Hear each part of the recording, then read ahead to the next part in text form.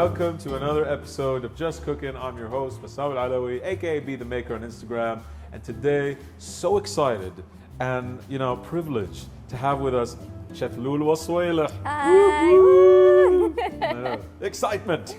Hope you guys are having a blessed Ramadan. Chef, aka Lulu. I'll be calling you Lulu throughout. I hope you don't mind. I don't mind at That's all. that's because you cool. All right, what are we making today? So we're making home-style oat soup. Okay. We call it shofan soup. Lovely. This is completely vegetarian. You can add chicken or beef or whatever you like. But I like mine vegetarian.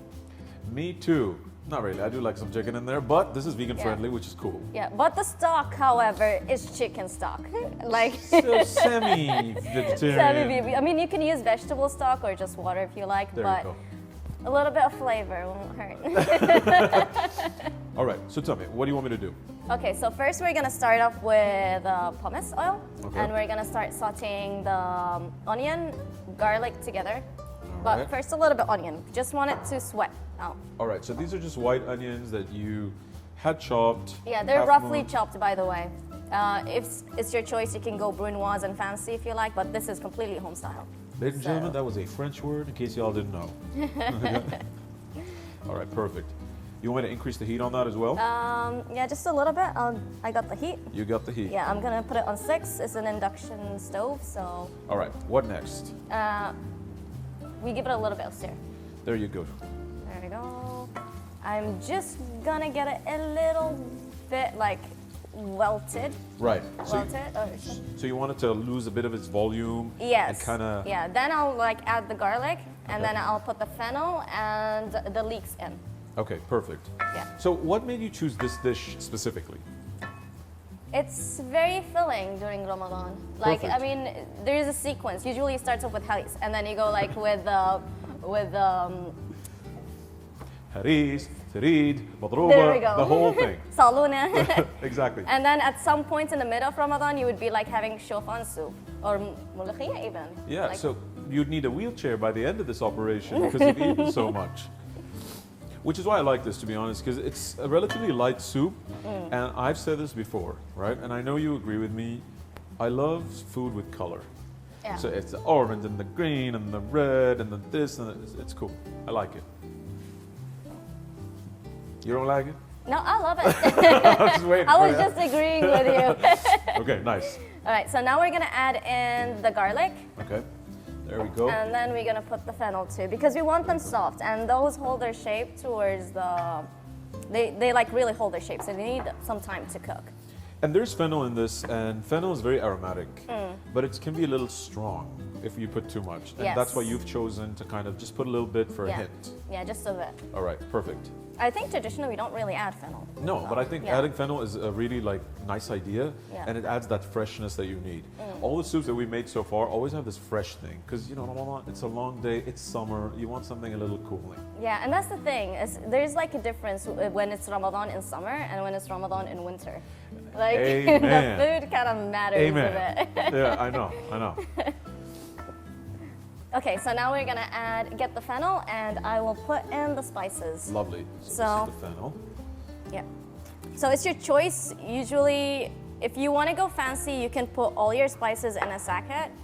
A sachet? Sachet? Sachet. Sachet. You Yeah. can put all your spices in a sachet. You got it. And once everything is cooked, you can just pull it out from there. And you won't have while you're nibbling on the soup, and then you'll have to spit out like a cumin seed or something. No, ain't nobody got time for that. Yeah, but then again, you don't really have to do it. Some people like that stuff. So I'm gonna put 2 pieces of bay leaf. Ooh, nice. I'm adding in some cumin seeds, black peppercorn Nice. in there. Not much, but just a bit. And you would want to cook your spices in the beginning because you want the aroma to come out. Yeah. That's the thing with fine herbs and the Spices. spices, because spices starts to bloom in the beginning of the cooking, and then Exactly. the fine herbs, if you add it in the beginning, it's just gonna die. So you might want to add it to the end and get the flavors of freshen it all out. So now we're gonna add the leeks All right. and the celery. All right. So leeks are kind of slightly tougher than a normal onion or a Yeah. scallion, so they can handle rough cooking, especially from the beginning. Then we're gonna put the celery in. Lovely. Look at that, you So guys. the base of Mirepoix, which is like, Tell them what a mirepoix is. okay, Mirepoix is like 60% of onion, white Yep. onion, which is here, 60% of the onion. Yes. Celery and then carrots. Yeah. So it's flavor when you're making stocks, soups. It's like the base. Exactly. Like you wouldn't want to make any stock or soup without the Mirepoix. It adds really good flavor to it. Remember that, ladies and gentlemen, the holy trinity of like soup stocks and all things in between. And I tend to like chop things up in different sizes as I cry because of the onions. They're killing me, these onions, though, but it smells great. Yeah. Now what we want is that the onions to cook. Yeah. So what I like to add in this step is add some salt. I like Right. to season it because I want to release the moisture out, which Yeah. helps it to cook. And plus it helps it to season pretty well. Beautiful. And the salt basically pulls out all that water, Yeah. and you don't have to wait here for 10 years until it like happens, right? But let me tell you, since this dish has a lot of vegetables, I do know that you are a huge supporter and you really like using local produce for everything. Yes. Right? And these days you've actually been experimenting and succeeding with something that we'll be using later in the show. It's technically an authentic, really authentic date molasses. Yes. Can you tell me about that? So what I use is premium kind of dates. Right. I extract the sugars from the dates to make a molasses. Ooh. And I Dips. don't dips, yes, and I Yeah. don't add any extra sugar in it, Right. or it's purely dates. It feels like honey. Yeah. It has a texture of honey, but it just melts in your mouth like dates, and it's very very pure. I prefer to use that rather than using honey because it's like a vegan option, Yeah. and it's local. It's like. Bahrain is known for dates. Why not Exactly. utilize it? Exactly. And I think what you've done is like you've utilized the traditional medbesa method, which Yeah. is basically pressing dates, all of that, using Yeah. the juice, no added sugars. And when I use it, because she gifted me some, you guys. But if you want to buy some, you can go on Instagram, and it's Jared.Bahrain. Jared.Bahrain, you guys. So Yeah. I use this for everything. And what I like about it has a residual like caramelly flavor. Yeah. Right? But it doesn't ruin whatever you put with it. No. No. I like to add it to salads, to even like as a sweetener for my tea as well. Sweetener for tea. That's Yeah. a big one. Yeah. Especially in this part of the world where it's like buckets of sugar, Yeah. right? Hopefully it will be out before Ramadan. I'm planning to start it as a Ramadan thing where we can give it as giveaways for people. Oh, And nice. yeah, because we always start a meal with dates. So, and and if people want to do that, Jared.Bahrain. Do not forget, okay? okay, so our onions is almost cooked now. Right. I want the scent of onion to go away, Right. kind of thing. But like, it's cooked where it's not like a very strong onion smell. Right. It starts to caramelize a bit Yeah, more, yeah. maybe. Right. So I'm gonna add at this point a little bit of black pepper Nice. and some of my homemade daqous powder. Now tell us, for those of you who don't know, because daqous can usually come like there's these sauces they sell in restaurants and they call them daqous. But what is this daqous? This is an authentic Bahraini Yeah. daqous. Oh yeah. So Oh, the smell. now I want it to cook a bit. So daqous has the base. What makes it different than Yeah. most of the other spices Right. is that it has barley seasoning. Ooh, roasted. Roasted barley seasoning. And then you have your base, which is like cumin, black pepper, coriander powder, and so on. The reason why I'm cooking the daqous in because I want the cumin, the raw cumin, and it's toasted, but still, you still want to have it cooked inside your soup. And you can smell it, like as soon as it hit the heat, I can smell all of those spices you put in there. Yeah. But it does have heat, right? So it is slightly hot. Yeah. Yeah, oh yeah. But what I did is, so how I feel personally is that the daqous that you buy in the market is not spicy enough. So I agree. I agree. so I like to add a lot of chilies in mine, and then you have it super spicy. And that's how you end up crying your eyes out like me. Like, no, make it stop. But I love it. All right. Okay, so at this stage we're gonna cook our tomatoes in because I see the onions are almost done. All right, should I add those? Yeah, go for it. All right, with my Want to add the sanitized tomatoes? hands. You want to add now the scallions in, All right. and the The scallions, the carrots, and the potatoes. I like to add All of shredded, them. all of it, go for it.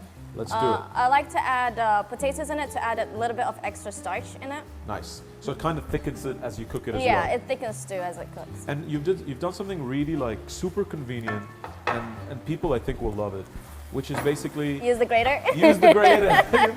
She's basically grated the carrots and the potatoes instead of chopping them and sitting there trying to get a thing. It's Yeah. just really easy. I mean, if you want to do it fancy, like you can always go like brunoise, cut them up smaller, and when you eat it, you will still have like big chunks of vegetables in it.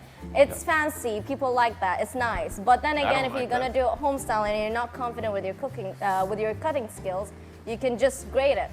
If I was at home, I would grate it. I wouldn't even like From a chef. cut them you got like it. really We nice. chefs, and we don't do the fancy stuff at home, right? It doesn't affect taste. It's more No, like a it visual doesn't thing. affect taste. Yeah. It doesn't at all. It's just texture. Yes, Yes. it would affect texture. Yes, 100%. But I kind of like the chunkiness of this whole thing, this whole Yeah. situation that's happening over here.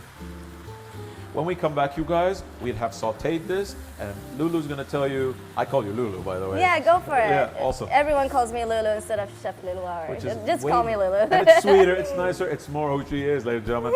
When we come back, we'll let you know what to do next. Stay tuned. We'll basically cook this down, and you told me that you added a bit of tomato paste as well. Yes. All right, nice. So technically, tomato paste should be added in the beginning, like when you add your onion and your Yeah. fennel. But you know what? Stuff happens. Deal with it. So we're gonna add now our oats. Do you want me to add First, the whole thing? yeah, go for it. And this is how much? Like, This is about 350 grams. all right, nice. And I'm gonna give it a little bit of stir first before I add my liquids. Lovely. Just get that all mixed up. And Lulu, let me tell you, we've made like soups with a lot of these like cool grains. Okay, so we've done oats, we've done frika, we're doing Yeah. like quinoa, we're gonna do a bunch of things as Ooh. well. Nice. And then I'm gonna use the stock. So this is chicken stock Nice. here. As you add it, I'll just like move it around. Yeah, go for it. So what people might not know, ladies and gentlemen, is that myself and Lulu, or Lulu and myself, are actually Bahrain's expo chefs, are we not? Yes. So we're basically going to be creating and cooking the menu at the Bahrain Pavilion in Expo 2021 in Dubai. We're excited for that. We're gonna make Bahraini food kind of modernized style. Exactly. Yes. Exactly. Keeping the same flavors, keeping the same ingredients in. The only thing we're doing different is the technique of cooking. Exactly. That's it. But everything is the same way as it's supposed to be. And there's a lot of like, hopefully we're going to be using a lot of the date molasses that you're going to make. There's a lot of support for local craftsmen. You know, we're going to have them do the plates for us in Bahrain. Bahrainis making stuff for our pavilion. Yeah. Which I think is really great.